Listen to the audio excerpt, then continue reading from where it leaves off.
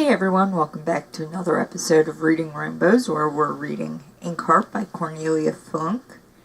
And today we are reading Chapter 30, Talkative Pippo.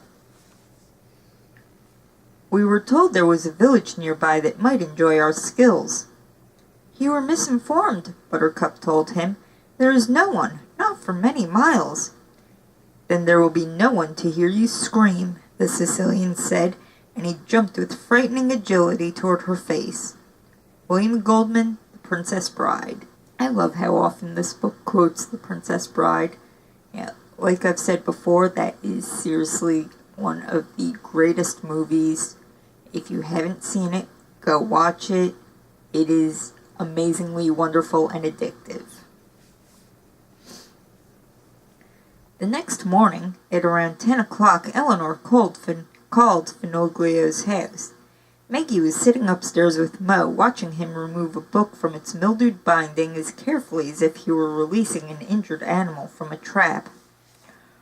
"Mortimer," Finoglio called up the stairs, "come down at once, will you? There's some hysterical female on the phone, shouting in my ear. I can't make head nor tail of it. Says she's a friend of yours." Yeah, that sounds about right for Eleanor.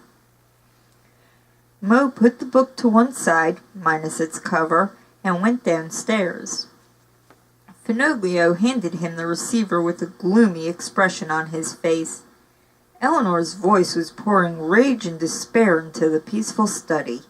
Mo himself had some difficulty in making sense of what she was saying. "But how did he know?" "Oh, of course," Maggie heard him saying. "Burned? All of them?" He passed a hand over his face and glanced in Maggie's direction, but she had a feeling that he was looking straight through her. "All right," he said. "Yes, of course, though I'm afraid they won't believe a word of it. And the police down here aren't responsible for what's happened to your books." "Yes, of course." "Naturally. I'll pick you up, yes."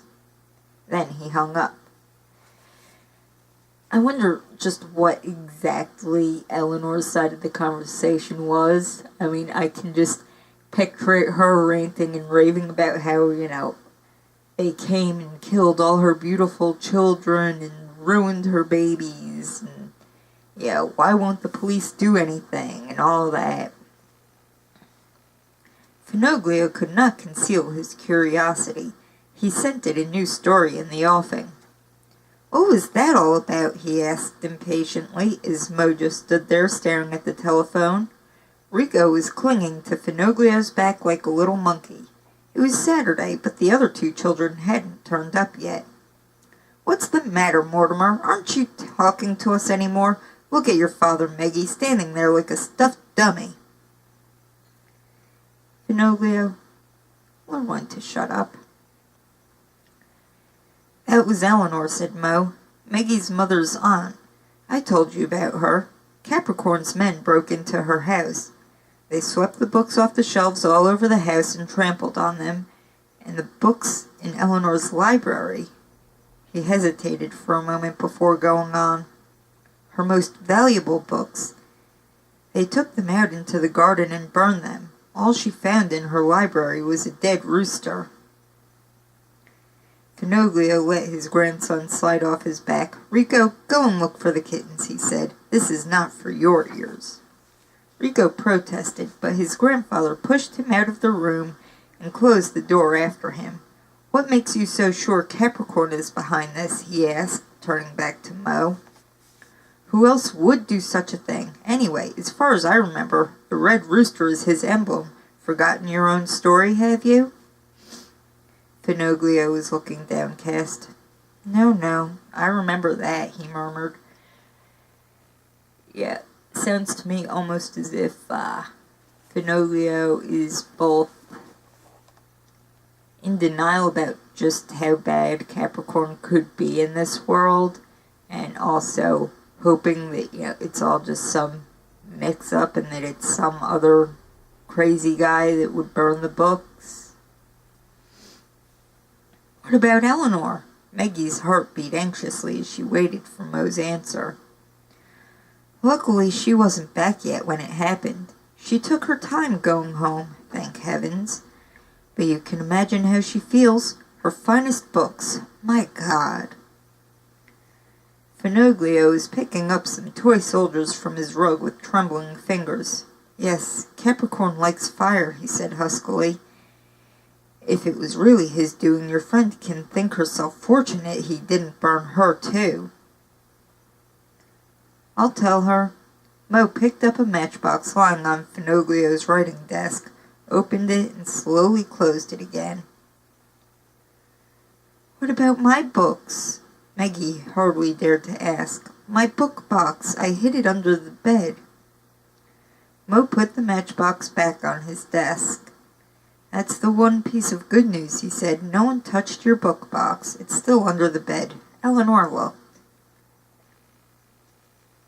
On the one hand, it seems like Maggie is being thoughtless and just worrying about her book box and, whether her book survived. But on the other hand, we've already learned that, these are her most treasured books that, have helped her through tough times, helped her with the loneliness of, it being basically just her and Mo all the time when Mo's traveling around, repairing books. So, I know how Maggie could feel about, at least my friends weren't burned and destroyed. Like, does that make sense? I mean, I can sort of understand Maggie's point of view. Maggie took a deep breath. Was it Basta who had set fire to the books? No, Basta was afraid of fire. She remembered only too well how Dustfinger had mocked him for it. But in the last resort it made no difference which of the black jackets it had been. Eleanor's treasures were gone, and not even Mo could bring them back. Eleanor is flying back down here. I'm supposed to pick her up at the airport, said Mo. She's taken it into her head to set the police on Capricorn. I told her I didn't think she'd have much luck. Even if she had evidence that it was his men who broke into her house, how can she prove he gave the order? But Eleanor. Maggie nodded gloomily. Oh yes, she knew Eleanor, and she understood her rage only too well. But Finoglio laughed. The police? You don't get anywhere by setting the police on Capricorn, he said. He makes his own rules, his own laws. Oh, be quiet. This isn't the book you're writing, Mo interrupted him. Very likely it's amusing to invent a character like Capricorn, but believe you me, it's not in the least bit funny to cross his path. I'm off to the airport. I'll leave Maggie here. Look after her. It may seem like Mo has sort of crossed the line in snapping at Finoglio like that, but it's true. It's fun to create this, amoral character that, doesn't take no for an answer and just does whatever he wants, but to actually have to face this character, to actually have to deal with him, is an entirely different story and not nearly as fun. And he was out of the door before Maggie could protest. She ran after him, but Paula and Pippo met her coming down the street. They caught hold of her, trying to make her go with them. They wanted her to be a cannibal, a witch, a six-armed monster, the characters from their grandfather's stories with which they populated their games. By the time Maggie had finally managed to shake off their little hands, Mo had long since gone. The place where he had parked the rental car was empty, and Maggie stood in the square, alone with the war memorial and a few old men gazing out to sea with their hands in their pants pockets. Restlessly, she wandered over to the steps in front of the memorial and sat down. She didn't feel like chasing Finoglio's grandchildren around his house or playing hide-and-seek with them. She just wanted to sit there and wait for Mo's return. The hot wind that had blown through the village overnight had left fine sand on all the windowsills. The air was cooler than it had been for the last few days. The sky above the sea was still clear, but gray clouds were forming above the hills, and every time the sun disappeared behind them, a shadow fell over the village rooftops, making Maggie shiver. A cat stalked toward her, stiff-legged, tail erect. It was a thin little creature with ticks in its gray fur and ribs showing through its thin coat like stripes. Maggie enticed it over, speaking to it gently, until it put its head under her arm and purred, asking to be petted. It didn't look as if it belonged to anyone. No collar, not an ounce of fat on it, nothing to suggest it had a caring owner. Maggie scratched its ears and chin and stroked its back as she looked down the road that went around a sharp bend as it left the village and disappeared from sight beyond the houses. How far was it to the nearest airport? Maggie propped her chin on her hands. The clouds above her were massing more and more ominously. They loomed overhead, becoming closely packed and gray with rain. All right, this is all very dramatic, Maggie, but do you intend to continue sitting out there if it starts raining? I mean, honestly. The cat rubbed against her knee, and Maggie's fingers stroked its dirty fur. An awful thought suddenly occurred to her. Suppose Eleanor's house wasn't all Dustfinger had told Capricorn about? Suppose he'd also told him where she and Mo had been living. Would they find a heap of ashes waiting for them at the farmhouse? No, she wouldn't think about that. He doesn't know, she whispered. He has no idea. Dustfinger didn't tell him. She kept whispering it like a magic charm. After a while she felt a raindrop on her hand, and then another. She looked up at the sky. There wasn't so much as a speck of blue to be seen. How quickly the nearby sea could make the weather change. All right, I'll just wait in the apartment, she thought. We might even have some milk there for the cat. The poor thing weighed no more than a small damp towel. Maggie was afraid of breaking something when she picked it up. It was pitch dark in the apartment. Mo had closed the shutters that morning so the sun wouldn't make it too hot. Maggie was shivering and wet from the fine drizzle when she entered the cool bedroom. She put the cat down on her unmade bed, slipped on Mo's sweater, which was much too big for her, and went into the kitchen. The milk carton was almost empty, but if she diluted what was left with a little warm water, there was just enough for a saucerful. I like how, even in her gloomy thoughts, she's still trying to care for another living creature. It shows, how loving and thoughtful and kind she is. I can talk, really. Yeah, even when she's feeling miserable and worried and all that, she still looks out for other living beings. The cat jumped down so quickly when Maggie put the milk on the floor beside the bed that it almost fell over its own paws. Rain was falling harder and harder outside. Maggie listened to it drumming on the paving stones. She went over to the window and opened the shutters. The narrow strip of sky visible between the rooftops was as dark as if the sun were about to set. Maggie went over to Mo's bed and sat down on it. The cat was still licking the saucer, its little tongue greedily rasping over the flower-patterned china, hoping for a last delicious drop. Maggie heard footsteps out on the street, and then a knock at the door. Who was that? Mo couldn't possibly be back yet, or had he forgotten something? The cat had disappeared, probably to hide under the bed. "Who's there?" called Maggie. "Maggie!" a child's voice called back. Of course, Paula or Pippo. Yes, it must be Pippo.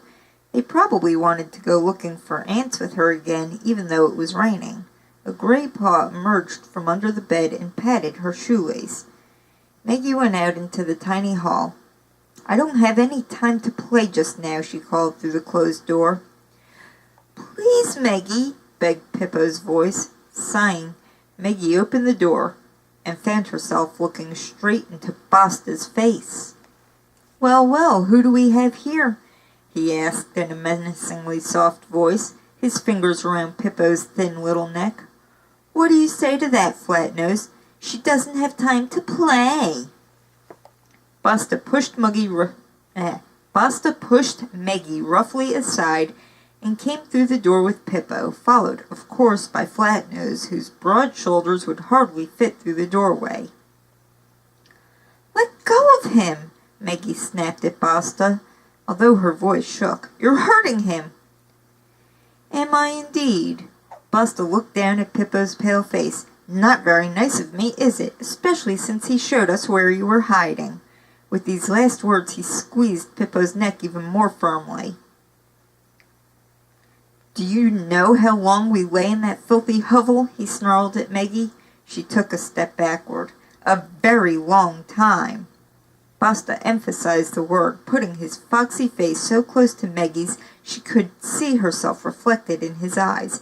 "Isn't that right, Flatnose?" "Those damn rats almost nibbled off my toes," growled the giant. "Wouldn't I just love to twist this little witch's nose until it's pointing the wrong way around?" "Later, maybe." Basta pushed Meggie into the dark bedroom. "Where's your father?" he asked. "This little lad," he said, letting go of Pippo's throat and prodding him in the back so roughly that he stumbled against Meggie, "told us he's gone out." "Gone out where?" "Shopping." Meggie could hardly breathe, she was so frightened. "How did you find us?" she whispered, but instantly she knew the answer. Dustfinger, of course, who else? But why had he betrayed them this time? "Dustfinger," replied Basta, as if he had read her thoughts. "It's just too easy to find that fellow. There aren't so many crazy jugglers in this world who go around breathing fire and who have a tame marten, not to mention one with horns. So we only had to ask around a little, and once we were on Dustfinger's trail, we were also on your father's, of course. We arrived just in time to see you drive away from the hotel parking lot, and we'd certainly have paid you a visit before now if this fool," he said, digging his elbow so hard into Flatnose's stomach he let out a grunt of pain, "hadn't lost sight of you on our way here. We searched almost a dozen villages, wore out our voices asking questions, ran ourselves off our feet, until we finally got here, and one of those old fellows who spends all day staring out to sea remembered Dustfinger's scarred face." "Where is he? Is he, out shopping too?" asked Basta with a scornful twist of his mouth. "Well, I mean, at least Dustfinger himself didn't tell them." "Yeah, excuse me." "Yeah, it's just that Basta and Flatnose actually used a little bit of brains and asked around about Dustfinger." Meggie shook her head. "He went away," she replied, "ages ago." So Dustfinger hadn't given them away after all. Not this time.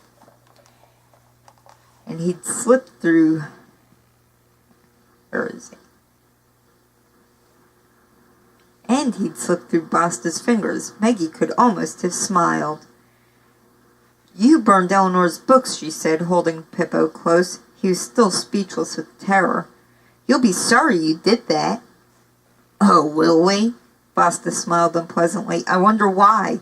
As far as I know, Cockerel had a lot of fun with those books. But that's enough talk. We don't have forever. That boy," he said, pointing at Pippo, who retreated as if Basta's forefinger were a knife, "has told us some strange stories about a grandfather who writes books, and a book in which your father took a particular interest." Meggie swallowed. "Stupid Pippo, stupid talkative little Pippo." "Lost your tongue?" asked Basta. "Should I squeeze the boy's skinny neck again?" Pippo began crying and buried his face in Mo's sweater. Meggie stroked his curly head comfortingly. "His grandfather doesn't have the book you're thinking of anymore," she told Basta. "You and your friends stole it long ago." Her voice sounded hoarse with hatred, and her own thoughts sickened her. She wanted to kick Basta, hit him, stab him in the stomach with his own knife, a brand new knife he wore stuck in his belt. Stole it, just imagine. Basta grinned at Flatnose. I think we'd better make sure of that for ourselves, don't you? Flatnose nodded distractedly, looking around him. Hey, hear that? There was a scratching sound under the bed. Flatnose knelt down, pushed the hanging edge of the sheet aside, and poked around under the bed with the barrel of his gun. Spitting, the gray cat shot out of hiding, and when Flatnose tried to grab it, the cat raked his ugly face with its claws. He leaped to his feet with a yelp of pain. I'll wring its neck, he bellowed. I'll break that cat's neck.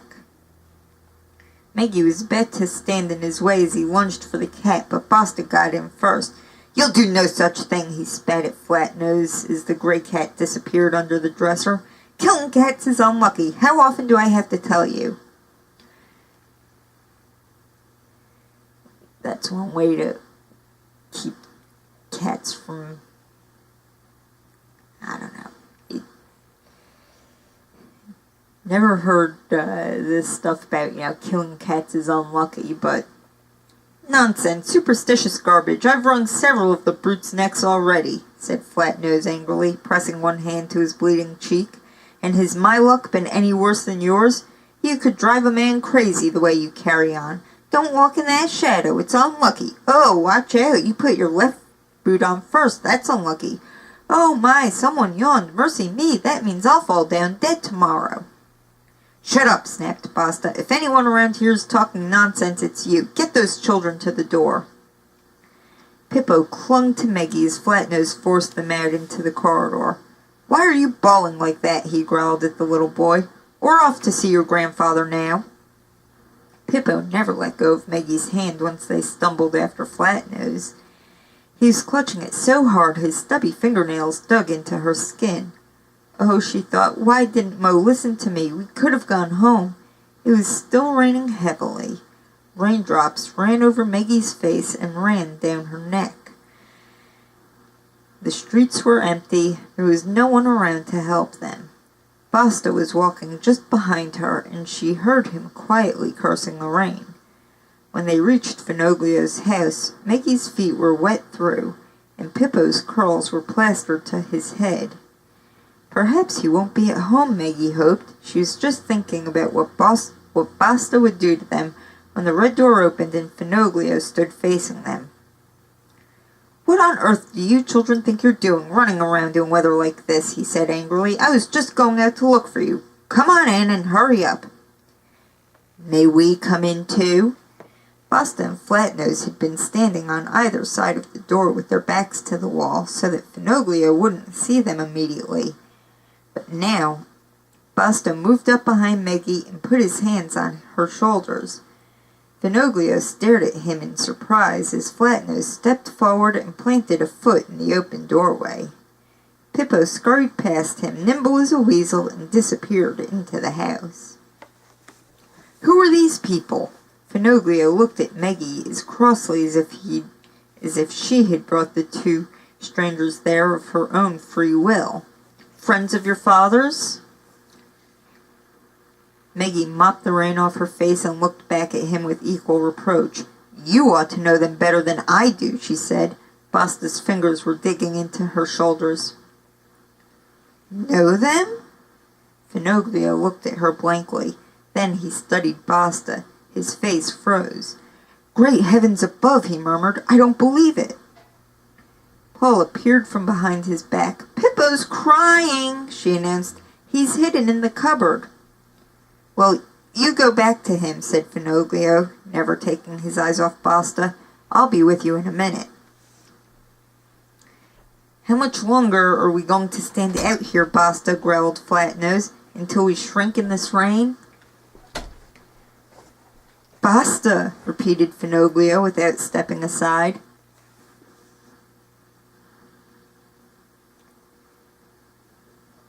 Yes, that's my name, old man. Basta's eyes always narrowed when he smiled. We're here because you have something that interests us a great deal. A book. Of course, Maggie almost burst out laughing. He didn't know. Basta didn't know who Finoglio was. How could he?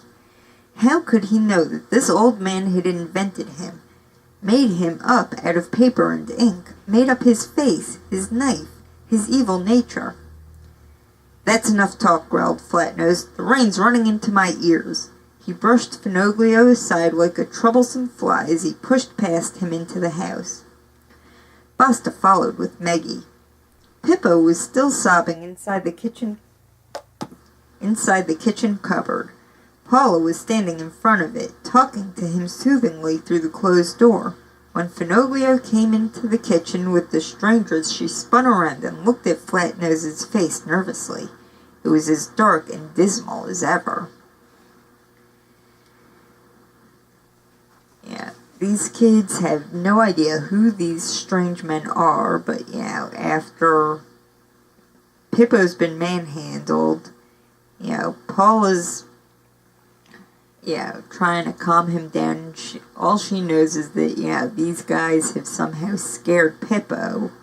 And, I'm sure that they just exude an aura of evilness, let's say. Fear and everything else.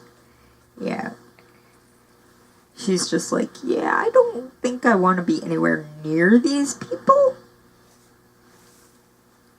Sitting down at the table, Finoglio beckoned Paula over without a word. "Well, where is it?"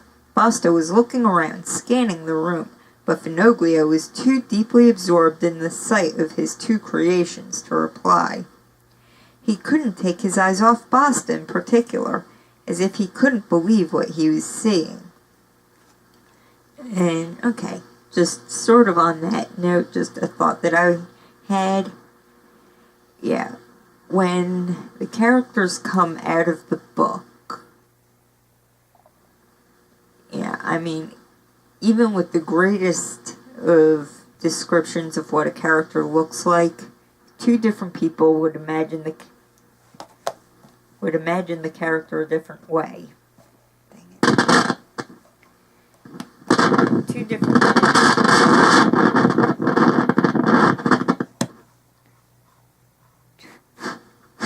There we go. Two different people would imagine a character a different way. So, whose imagining of the character does a character come out looking like? And then when you have, say, books that have been turned into movies like Harry Potter, if someone read the character of Harry Potter out of the book, how would he come out looking? Would he come out looking like Daniel Radcliffe? Or, would he come out looking like how he was illustrated? So, who would he come out looking as? Like the illustrator imagined him, or as Daniel Radcliffe, or as the reader was picturing him at the time? That's just an interesting question that I have.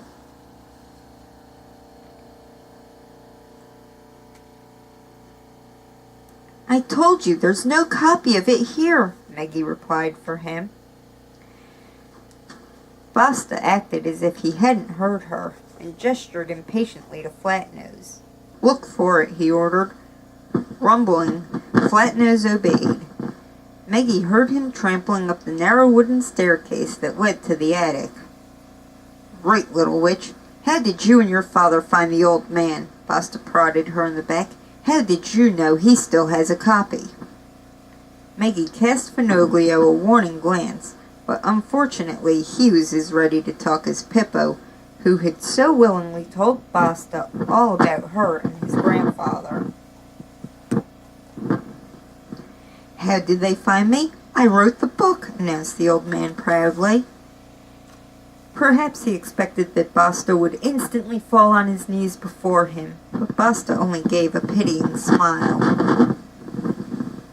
"Oh, yes, of course you did," he said, taking the knife from his belt. He really did write it. Mickey couldn't resist saying so.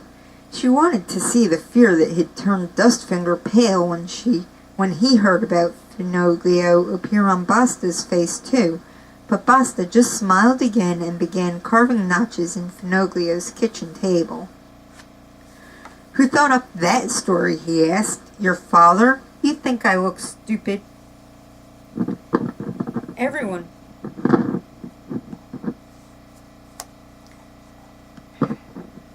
knows the stories in books are as old as the hills and were written by people dead and buried long ago.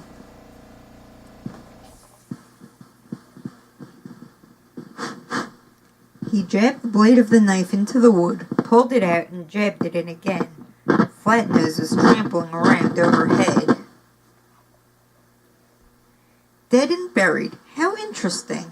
Finoglio sat Paula on his lap. "Did you hear that, Paula? This young man believes all books were written in the distant past by dead people who picked up the stories from heaven knows where.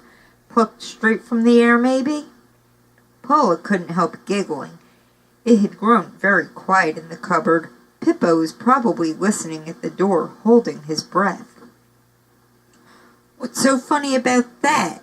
Basta reared up like a snake when someone has trodden on its tail. Finoglio ignored him. Smiling, he looked down at his hands, as if remembering the day when they had begun to write Basta's story. Then he looked straight at him. "You always wear long sleeves, don't you?" he said. "Should I tell you why?" Basta narrowed his eyes and looked up at the ceiling. "Damn it all, why is it taking that idiot so long to find a book?" Finoglio looked at him, his arms folded. "Easy. He can't read," he said quietly. "You can't read either, unless you've learned by now. None of Capricorn's men can read, any more than Capricorn himself can."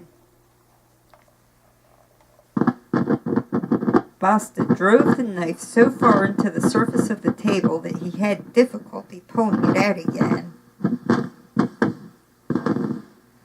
"Of course he can read. What are you going on about?" He leaned threateningly over the table. "I don't like the way you talk, old man. Why don't I carve a few more wrinkles in your face?" Finoglio smiled. Perhaps he thought Basta couldn't hurt him because he, Finoglio, had made him up. Maggie wasn't so sure of that. "You wear long sleeves," Finoglio continued very slowly, as if giving Basta time to take in every word, because your master likes playing with fire. You burned both arms right up to your shoulders when you obeyed his orders and set fire to the house of a man who had dared refuse his daughter to Capricorn.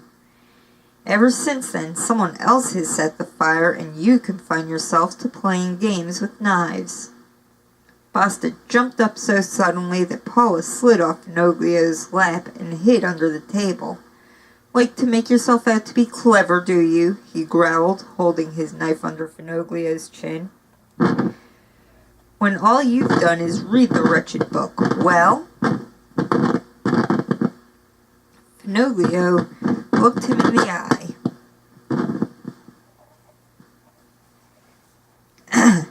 The knife under his chin didn't seem to scare him half as much as it did Maggie. "Oh, I know all about you, Basta," he said. "I know you'd give your life for Capricorn any day, and you're always hungry for his praise. I know you were younger than Maggie when his men picked you up, and ever since you've loved him like a father. But shall I tell you something? Capricorn thinks you're stupid and despises you for it." "He despises you all, his devoted black-clad sons, although it's his own doing that you're still so ignorant. And he wouldn't hesitate to set the police on any one of you if it was to his advantage. Are you quite clear about that?" "Hold your filthy tongue, old man." Basta's knife came alarmingly close to Finoglio's face, and for a moment Maggie thought he would slit his nose. "You don't know anything about Capricorn, only what you read in his stupid book. I think I ought to cut your throat now." "Wait!" Basta whirled around to look at Maggie. "And you keep out of this. I'll deal with you later, you little toad," he said. Finoglio's hands were pressed to his own throat. He was staring blankly at Basta, having at last realized he was by no means safe from this man's knife. "But you can't kill him, really you can't," cried Maggie. "If you do—" Basta's thumb stroked the blade of his knife. If I do, then what? Desperately, Maggie searched for the right words. What should she say? Oh, what? Because Capricorn would die too, she managed. Yes, that's it. You'd all die, you and Flatnose and Capricorn. If you kill this old man, you'll all die because he made you up. Basta's lips twisted in a scornful smile, but he lowered his knife, and for a moment Maggie even thought she saw a hint of fear in his eyes. Finoglio cast her a relieved glance. Basta stepped back, examined the blade of his knife closely, as if he had discovered a mark on it, then rubbed it clean on the hem of his black jacket. I don't believe a word of it, he said, but this is such a weird story, I think Capricorn might like to hear it too. So, he added, giving the shiny blade a last polish before snapping the knife shut and putting it back in his belt. We won't take only the book and the girl, we'll take you too, old man. Maggie heard Finoglio draw in a sharp breath. She herself was so scared she wasn't sure if her heart was beating at all. Take them away? Basta was going to take them away? No, she thought. Oh, please no. Take us away where? Asked Finoglio. Ask the girl here. Basta pointed mockingly at Maggie. She and her father have had the honor of being our guests already. Bed and board thrown in. But this is nonsense, cried Finoglio. I thought it was the book you wanted. Then you thought wrong. We didn't even know there was supposed to be another copy. No, we were just sent to bring Silvertongue back. Capricorn doesn't like his guests to leave without saying goodbye, and Silvertongue's a very special guest. Isn't that right, sweetheart? Basta winked at Maggie. But he isn't here, and I have better things to do than hang around waiting for him. So I'll take his daughter, and he'll come chasing after her of his own accord. Basta went up to Maggie and pushed her hair back behind her ears. She makes pretty bait, wouldn't you say? He asked. Oh, yes, old man, take it from me. If we have this little creature, we'll have her father, too. He'll come like a dancing bear led by a ring in his nose. Maggie struck his hand aside, trembling with fury. Don't you do that again, Basta whispered in her ear. Maggie was glad that Flatnose came trudging downstairs at this moment. He appeared in the kitchen doorway, breathless, with several books under his arm. Here, he said, dumping them on a table. They all begin with the single upright stroke followed by the 3 up and down lines, just the way you drew it. He put a stained piece of paper down beside the books. Letters I and N were clumsily traced on it, and it looked as if the hand that had drawn them, that had set them down, had found the task very difficult. Basta spread the books out on the table and pushed them apart from one another with his knife. These are no good, he said, pushing 2 off the table so they landed on the floor with crumpled pages. Nor are these. 2 more landed on the floor, and finally Basta swept the rest off the table too. Are you quite sure there isn't another one beginning like that? He asked Flatnose angrily. Yes, I'm sure. You'd better not be wrong, because I do assure you you'll be the one to pay for it, not me. Flatnose cast a worried look over the books at his feet. Oh, and another little change of plan. We're taking him with us as well. Basta pointed his knife at Finoglio. So he can tell the boss his amazing stories. Very entertaining they are, too, believe you me. And just in case he's hidden a book somewhere, well, we'll have plenty of time to ask him about that once we get back. You keep your eye on the old man, and I'll watch the girl. Flatnose nodded and hauled Finoglio up from his chair, but Basta reached for Maggie's arm. Back to Capricorn. She had to bite her lips to stop herself from bursting into tears as Basta dragged her to Finoglio's kitchen door. No, Basta wouldn't see her weep. She wasn't going to give him that satisfaction. At least they haven't gotten to Mo, she thought, and suddenly there was only one thought in her head. Suppose he crossed their path before they left the village. Suppose he came to meet them on the way back with Eleanor. All at once she couldn't wait to get away, but Flatnose had paused in the doorway. "What about the little girl and that crybaby in the cupboard?" he asked. Pippo's sobs died away, and Finoglio's face turned even whiter than Basta's shirt. "Right, old man, what do you think I'm going to do with them?" asked Basta scornfully. "You say you know all about me." Finoglio couldn't utter a word. Every cruel deed with which he had ever credited Basta was probably going through his head. Basta relished the fear on his face for a few delicious minutes. Then he turned to Flatnose. "The other children stay behind," he said. "Our little madam here will do." With difficulty, Finoglio recovered his powers of speech. "Paula, go home," he said, as Flatnose forced him down the hall. "Do you hear? Go home at once. Tell your mother I've gone away for a few days, all right?" "We'll just look in at that apartment again," Basta said as they were standing in the street outside.